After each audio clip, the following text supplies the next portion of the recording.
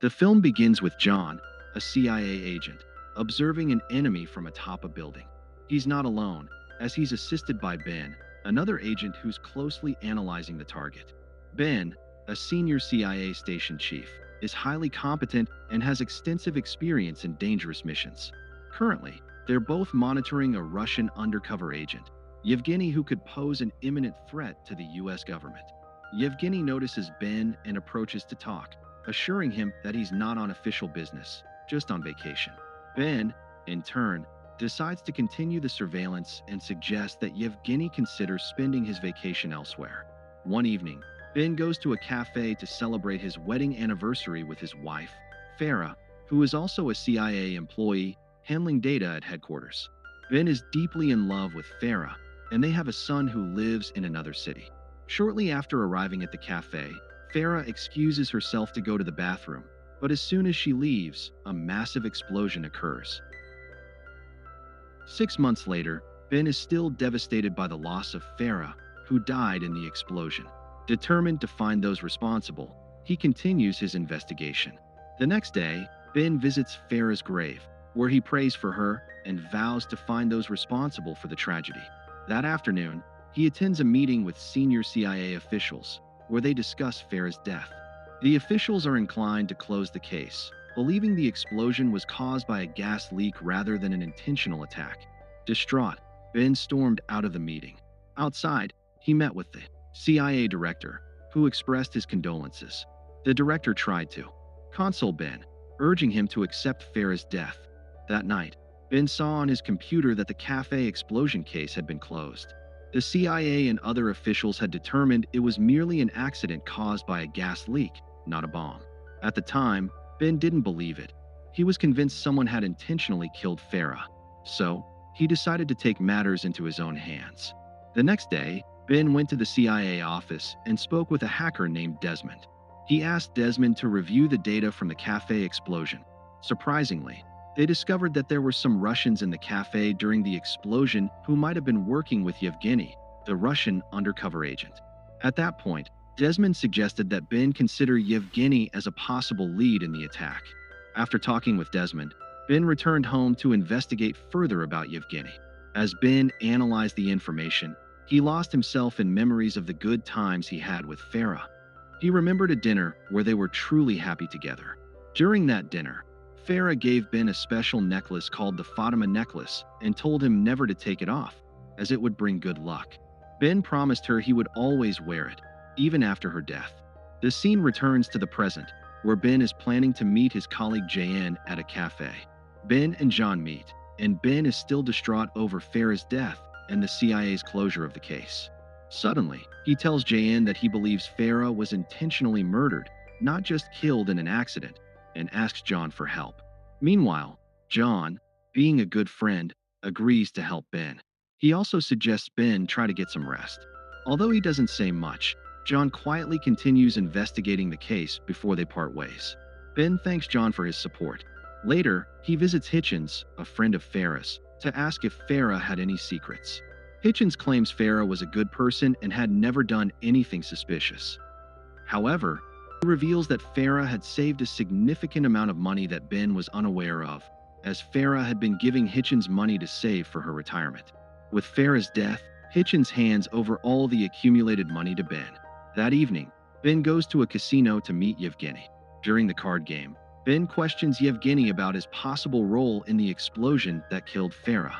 Offended at being wrongly accused, Yevgeny orders his men to attack Ben, resulting in a fight. Ben soon finds himself outnumbered and cornered. Meanwhile, Ben's son, Nick, is at home with his girlfriend. When she leaves to get food, some CIA agents appear at the door and inform Nick that he needs to accompany them for his safety, claiming that his father, Ben, had sent them. Initially reluctant to leave his girlfriend alone, Nick eventually agrees to go with the agents after they insist on their need. One of Yevgeny's men, instead of harming Ben, pulls a knife to cut the ropes holding him. Yevgeny then suggests they have a serious talk about Ben's suspicions. Ben replies that, since Yevgeny is a Russian secret agent, it would make sense for him to target Farah, who was managing CIA data at the time. Yevgeny denies any involvement in the explosion, explaining that he was on vacation and received no orders from the Russian government. To corroborate his story, Yevgeny shows Ben CCTV footage of the incident. After hearing all this, Ben began to believe. At that moment, Yevgeny was suddenly attacked by the same group of American mercenaries Yevgeny had mentioned. During the attack, Yevgeny was shot and urged Ben to flee as quickly as possible. Ben managed to escape and called John, asking him to rescue him. Soon after, John arrived and took Ben away from the scene. On the way, Ben questioned John about how he had arrived so quickly. John explained that he was in the area after escaping a previous attack. He took Ben to a secret hideout on a boat. Before boarding, Ben asked John to check on Nick, as he was worried about him. John reassured Ben, assuring him that Nick was safe, as he had sent a team to look after him. However, it turned out that the 3 CIA agents who captured Nick were not sent by Ben, but by John. Meanwhile, Nick was taken to a building by the 3 CIA agents. He tried to resist at the entrance, but was overpowered and forced inside. Back on the boat, John asked Ben if Farah had given him anything before she died. Ben replied that he hadn't received anything from her, and that, even if he had, it would be personal and none of John's business. John then took Ben to a room on the boat to discuss something important, but as soon as they entered, Ben was suddenly taken hostage by several American mercenaries, the same ones who had attacked him earlier. It turned out that the mercenaries were actually under John's orders, revealing him to be a traitor. The mercenaries tied Ben to a chair and began torturing him with electric shocks, demanding to know if Farah had given him anything before she died. Despite the pain, he insisted he had received nothing, which only resulted in more torture. When John realized Ben wasn't going to give him any information, he ordered the mercenary leader to continue the interrogation. John then left to try to get information from Nick. Just minutes after John left, the mercenary leader, Karen, confessed to Ben that she was the one who blew up the cafe and killed Farah.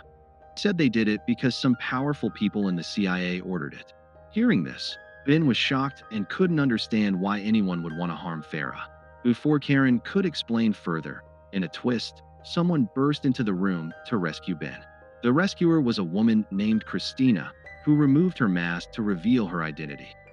Ben wanted to know who Christina really was, but she said they would talk about it later, as they needed to escape immediately. They quickly made their way to the front room, fighting and shooting John's men as they went. In the midst of the fight, Karen appeared again, forcing Ben to confront him. After a difficult fight, Ben managed to overpower Karen and pushed him into the sea. Ben and Cha then quickly escaped in a small boat nearby. When they reached the dock, Christina led Ben to a hiding place. On the way, Christina revealed that she was a close friend of Ben's wife, Farah. She asked Ben if Farah had ever given her a necklace called Fatima. Ben confirmed and showed her the necklace. Christina then explained that the necklace was actually a key to a secret room Farah owned. In this room, Farah kept a laptop packed with highly sensitive information.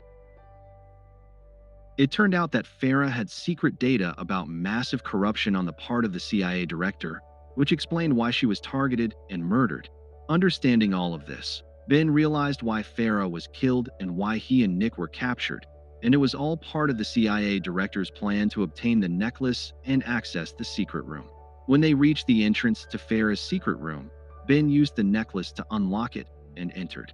Inside, he opened Farah's laptop, which contained all the evidence of the CIA director's corruption, including a shocking amount of money involved.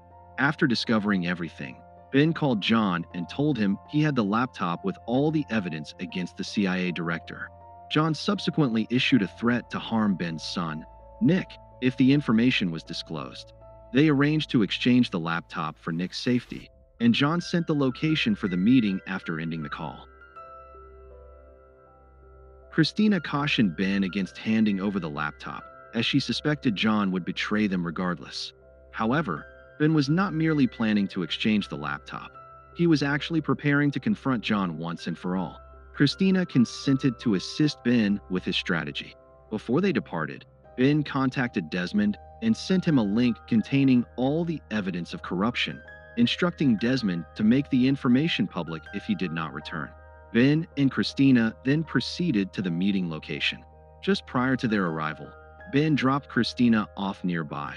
as she was going to provide cover for him as a sniper from a distance, ready to protect him during the confrontation with John. In summary, Ben met with John, but John was not alone. He had a sniper positioned on top of a building and two other men accompanying him. At that moment, Ben requested John to release Nick first, promising to hand over the laptop afterward. Once Nick was freed, Ben instructed him to enter the car. Shortly thereafter, Ben handed the laptop over to John, stating that their dealings were concluded. However, just as John was about to depart, Christina eliminated John's two men, leaving John alone. Shortly after, Ben swiftly reclaimed the laptop. At that moment, Karen, who was unexpectedly still alive, appeared to assist John. Ben opted to flee in his car, which resulted in a chase and gunfire. John's car ultimately crashed during the pursuit, and although Karen perished in the accident, John managed to escape before the crash occurred. After evading capture, Ben searched for John, who had escaped. Soon, John reappeared and challenged Ben to fight him without any weapons. Upon hearing this, Ben accepted the challenge but soon found himself cornered. However, Ben was clever and succeeded in overpowering John, rendering him unconscious. An hour later, Ben returned to the location where he had left Christina to pick her up. Shortly thereafter, a car arrived, driven by an ACI agent who had been instructed by John to arrest Nick the previous day. The agent apologized to Ben, clarifying that he had been directed to secure Nick, not to kidnap him.